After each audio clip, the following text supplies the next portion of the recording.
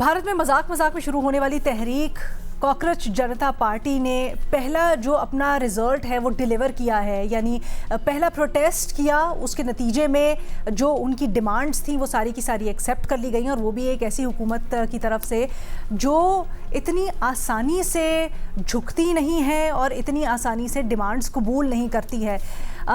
यहाँ पर सवाल ये पैदा होता है कि ये जो एक उभरने वाली नौजवानों की नई तहरीक, एक नई कुव्वत है, ये क्या महज एक इशू बेस्ड तहरीक?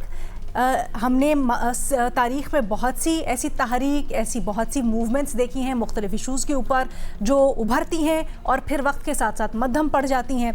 दूसरी तरफ ऐसी भी तहरीक हैं जो हुकूमतों के लिए बड़ा ख़तरा और बल्कि कई दफ़ा उनका तख्ता भी उलट देती हैं। हाल ही में इस तरह की बहुत सी तहरीक इस रीजन के अंदर भी हमने देखी, जो कि शुरू एक छोटी सी बात से हुई लेकिन फिर उन्होंने हुकूमतें पलट दी। ये कॉकरोच जनता पार्टी, इसके बारे में हमारे तज्ज़ियाकार क्या राय रखते हैं, ये जानते हैं कि क्या ये महज एक तहरीक है या किसी बड़ी सियासी तब्दीली का इशारा या शाखसाना।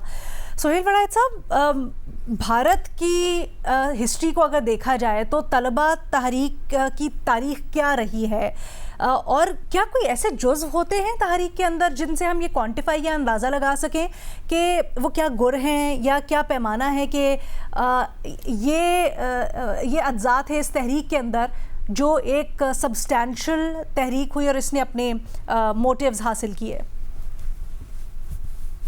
देखिए, पहला तो तबसरा यह है कि ये तहरीक अच्छे तरीके से शुरू हुई और मुस्बत नताइज लेकर इसका पहला मरहला ख़त्म हुआ। तो किसी भी तहरीक का इस तरह से शुरू होके नताइज लेकर अगले मरहले तक जाना, ये बड़ा ही यूँ समझिए कि फैसला कुन बात होती है। और ये आपको पता ही है कि ये बैरून मुल्क तालीम हासिल करने वाले तलबा इसको लीड कर रहे हैं।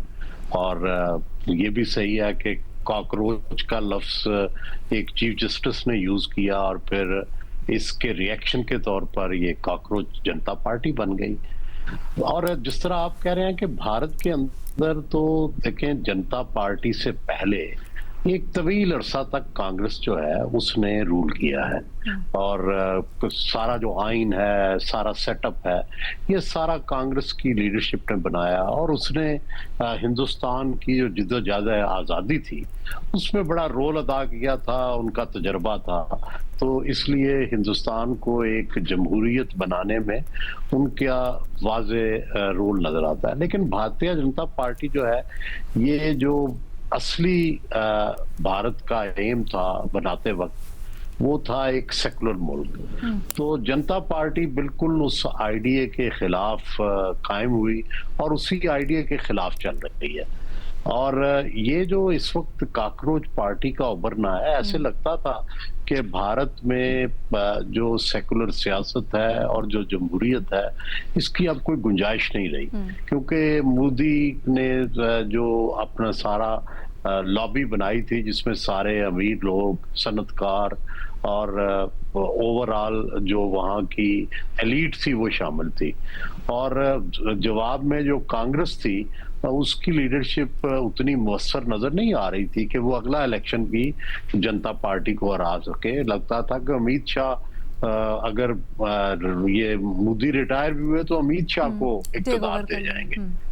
लेकिन ये जो कॉकरोच पार्टी है, इसने एक नई उम्मीद इंडिया को भी दी है, क्योंकि इंडिया जो है वो एक दुनिया का अहम मुल्क है जिसमें मुसलमानों की बड़ी मुअस्सर तादाद है, बाकी अक़लीतें हैं, एक सेकुलर जमहूरियत का ख्वाब था उसका।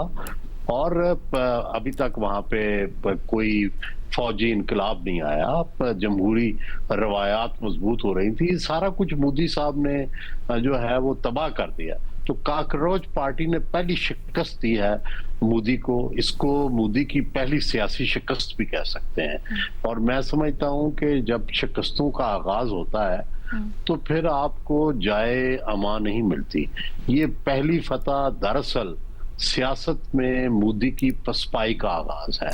पहले उनकी साख गई जंग में, और साख के जाने के बाद उनकी एक जो बैनुल अक़वामी पोजीशन थी ब्लैकमेलिंग की, एक हैसियत, वो खत्म हुई और अब ये अंदरूने मुल्क उनकी जो स्पाई है, ये एक नए सिनेरियो की जो है वो दिखा रही है। और मेरा ये ख्याल है कि पाकिस्तान और इंडिया के मामलात भी अच्छे होने चाहिए, लेकिन वो मोदी की मौजूदगी में नहीं हो सकते।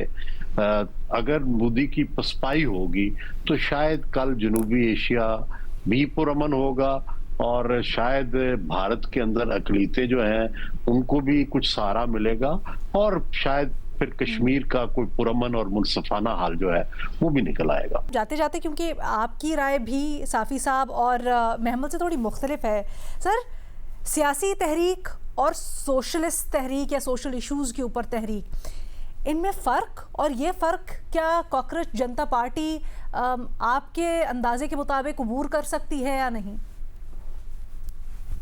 मेरा ख्याल है कोई डिफरेंस नहीं होता। जो ना, नहीं कोई डिफरेंस नहीं होता, ना तलबा तहरीक हो या सोशल तहरीक हो या सियासी तहरीक हो। बुनियादी बात तो यह है कि ये सब स्टेटस को के खिलाफ होती हैं और गवर्नमेंट स्ट्रक्चर्स के खिलाफ होती हैं। तो इसको एक दूसरे में ट्रांसफॉर्म करना, जाहिर है अगर तो उनकी लीडरशिप का सिर्फ यहीं तक उनको कोई गवर्नमेंट सेटअप में जगह मिल जाती है या नौकरियां मिल जाती हैं या खरीदे जाते हैं, तो फिर तो यूं समझे कि ब्रेक लग जाएगी।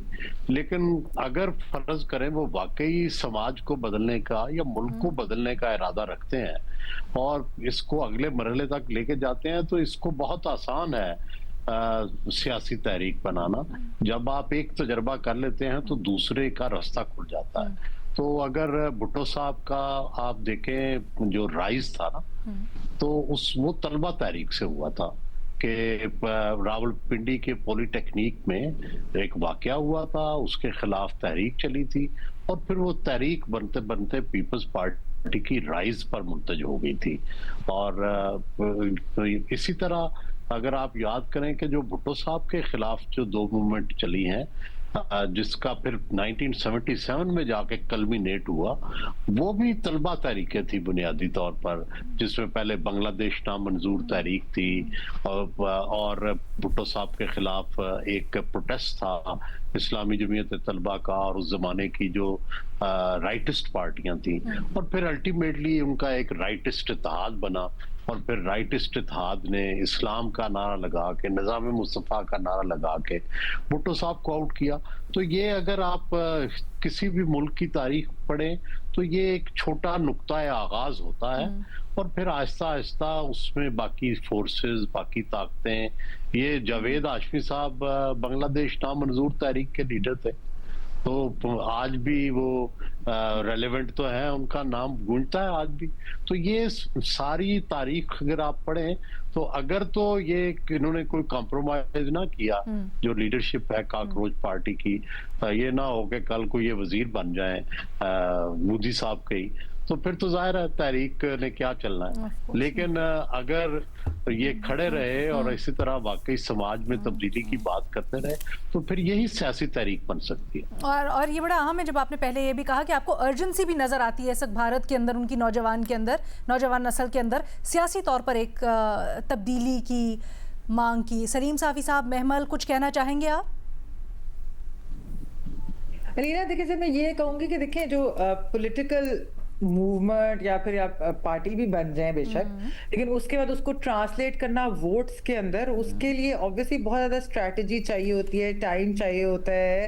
अभी एब्सोल्युटली हम तो अर्जेंसी की बात कर रहे हैं ना कि रवैयों में और जहनों में कितनी अर्जेंसी महसूस हुई आपको नौजवान नस्ल की और जनरली आवाम की। देखें एक तब्दीली अभी जो मुझे चीज नजर आई थी वो ये था कि इंडिया के अंदर मोदी रजीम आई थी इकोनॉमिक प्रोस्पेरिटी का वादा करके, वो इकोनॉमिक प्रोस्पेरिटी वो उस तरह से डिलीवर नहीं कर सकी और सिर्फ वो हिंदू मुस्लिम और ये डिविजन्स वाली पॉलिटिक्स जो थी ना, डिवाइसिव पॉलिटिक्स, इस पर वो चल रही है। 12 साल हो गए इस चीज को। ये जो बच्चे हैं क्योंकि ये डायरेक्टली इफेक्ट हुए वो पेपर लीक से, तो इन्होंने कहा कि क्या फायदा जो आप हमें वादे करके आए थे वो तो आपने पूरे किए नहीं है। 12 साल तो सिर्फ तुम हिंदू मुस्लिम करते रहे, तो फायदा क्या है उसकी वजह से रीना आई थिंक ये फिलहाल इसलिए मुझे लगा कि यूनिटी इसलिए थी बिकॉज सब एवरीबॉडी वाज अफेक्टेड। अब ये है कि क्या वो आगे जाके पॉलिटिकली कोई चीज में ट्रांसलेट होती है कि नहीं, क्या रीजनल पार्टी बनेगी, मतलब ये बहुत ज्यादा सवाल है। और इट्स ऑल्सो जैसे कि मैंने कहा कैप्चर बीजेपी का जो है उससे निकलना जो है वो कितना आसान होगा इंडिया के लिए, ये भी अभी हम देखेंगे ना, अभी वक्त लगेगा।